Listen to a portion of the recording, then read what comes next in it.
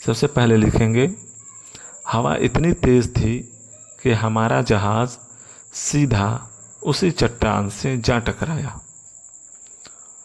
उसके बाद 2 नंबर पर लिखेंगे अपने साथियों के बारे में मुझे कुछ खबर नहीं थी।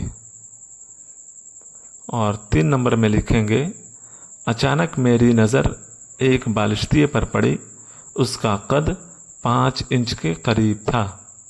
4 नंबर पर लिखेंगे ये सब मंज़र देखकर मैं हैरान रह गया और घबराहट के मारे मेरे मुंह से चीख निकल गई।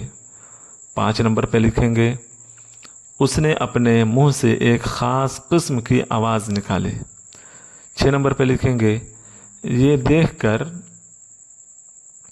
मैंने सोचा कि यही अच्छा है कि मैं चुपचाप पड़ा रहूं।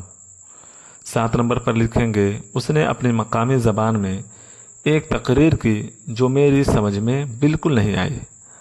8 नंबर पर लिखेंगे मेरे दोनों तरफ सीढ़ियाँ लगा दी गईं और ज़रा सी देर में तकरीबन 100 बालिश्तिए मज़े मज़े के खानों से भरी हुई टोकरियाँ लिए सीढ़ियों पर चढ़कर मेरे मुंह तक पहुँचे।